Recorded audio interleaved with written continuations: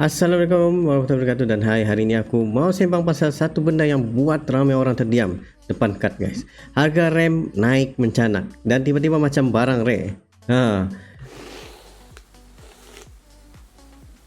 Aku bersama juga dulu aku beli G-Skill Ryzen Z DDR4 3600, harga dia okey-okey. Sekarang tengok balik price, ya Allah, kenapa macam harga emas guys.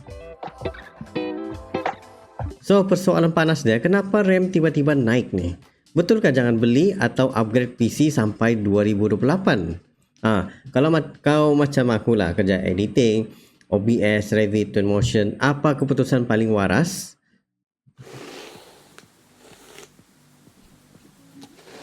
Okey, macam aku sendiri pun aku bukanlah penasihat kewangan atau orang industri semiconductor. Ini rangkuman fakta dari laporan pasaran plus logik pengguna. So, apa yang sedang berlaku? Okey, benda ni bukan perasaan kau saja. Memang ada laporan yang cakap krisis memori global tengah bagi kesan dekat PC, phone dan macam-macam device. IDC melalui laporan yang dipetik media jangka kesan shortage ini boleh bawa kenaikan kos PC pada 2026 sehingga 2028 dan ada brand penjual siap bagi option PC tanpa RAM sebab harga stok tidak menentu. Wah, sakit juga tu guys. The Verge pula petik IDC kata shortage ini boleh berlarutan well into 2027. Maksudnya bukan sekejap 2 bulan.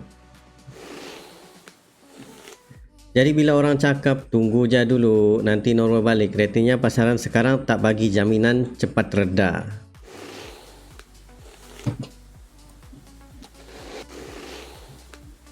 Jadi ini ada juga petikan yang kita discover tentang Micron says memory shortage will persist beyond 2026. Supply will remain substantially short of the demand for the foreseeable future. Jadi kenapa RAM naik guys? Punca besar ialah AI. AI sendiri aku simplify. RAM naik sebab permintaan data center plus AI makan capacity industri. TrendForce terang benda ni.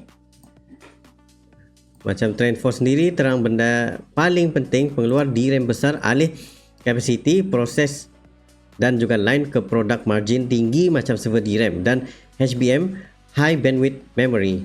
Bila kapasiti pergi sana, RAM untuk consumer, PC, mobile, legacy jadi ketat. Harga pun terdorong naik dan menyebabkan keberangkalian untuk RAM itu naik sangat-sangat tinggi. Seperti Tom's Hardware pula explain lah.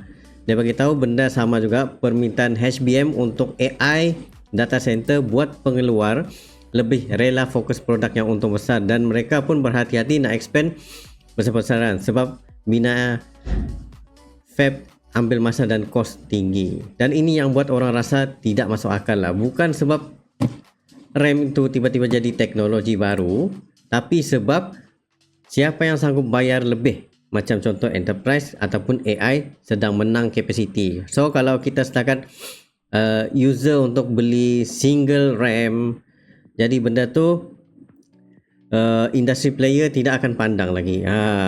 Jadi ini adalah TrendForce dan ayat allocate to high-end server DRAM dan HBM tadi. Kenapa DDR4 macam Ryzen lagi pedih guys? Ini part yang ramai tidak sedar lah. DDR4 sekarang jadi macam legacy tapi masih diperlukan. Bila industri bergerak ke DDR5 plus HBM, DDR4 akan jadi produk yang masih banyak PC lama pakai. Tapi kapasiti pembuatan tidak semestinya ditambah, malah dipilih-pilih ikut kontrak dan margin. Dan TrendForce sendiri sebut walaupun ada supplier extend DDR4 untuk klien tertentu, permintaan kukuh masih sustain kenaikan harga DDR4. Lagi satu, bila pemain besar cautious untuk expansion super cycle, harga boleh jadi panjang. TrendForce pula lapor jangkaan rally harga boleh melepasi 2028 kalau strategi untung dulu, profit first, kekal. Dan kalau kau nak confirmation dari sisi syarikat memori, Micron sendiri pernah sebut supply ketat boleh berlarutan melepasi 2026 untuk DRAM dan NAND bila AI demand masih tinggi. AI demand Rumah yang bagi tahu yang selalu orang kedai cakap lah, ambil dengan garam. Okey. DDR4 makin susah dapat dengan harga yang cantik sebab line banyak dah book untuk benda lain. Rumah ni selari dengan naratif capacity shift lah. Tapi kita pegang pada laporan TrendForce IDC sebagai rujukan utama lah. Jadinya jangan ataupun beli upgrade PC sampai 2028. Jawapan paling jujur, ikut keperluan masing-masing. Jangan pula sampai korang tunggu sampai hujung 2028 baru beli. Itu terlalu ekstrim dan kemungkinan harga tu semakin tinggi dan semakin tinggi. Yang betul, jangan upgrade membuta-tuli waktu harga tidak waras, kecuali kau memang perlu. Jadi ini checklist keputusan yang aku akan pakai. Kau boleh ikutlah. Kalau PC kau sekarang bottleneck sebab RAM 16GB semput, upgrade sekarang lebih berbaloi dari tunggu entah bila. Sebab kerja kau, contoh kau banyak buat CapCut, OBS, Revit, Twinmotion, memang makan banyak RAM, CPU dan juga GPU. So sasaran logik setakat pergi kepada 32GB dulu. Itu sweet spot untuk creator plus basic sampai medium. Kalau harga DDR4 terlalu keras gila, jadi use RAM, pastikan test memory test, tengok warranty dan serial number. Cari kit yang timing biasa, contoh macam CL18 yang lebih murah daripada premium RGB kit. Macam aku gunakan sekarang ni sebab zaman dulu suka zaman kepada zaman-zaman Tom Yum. Jadi semua pun ada RGB. And bila aku ingin upgrade benda yang sama supaya dia channeling yang sama, benda tu jadi terlalu mahal.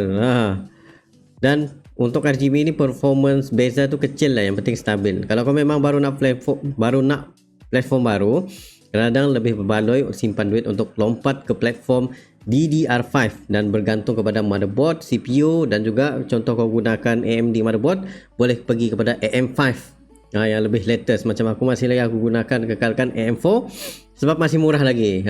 Tapi ini hanya masuk akal kalau upgrade besar memang dah plan. Dan timing pembelian realistik dari laporan 2026 dijangka masih panas dan ada analisis kata ketat sampai 2027.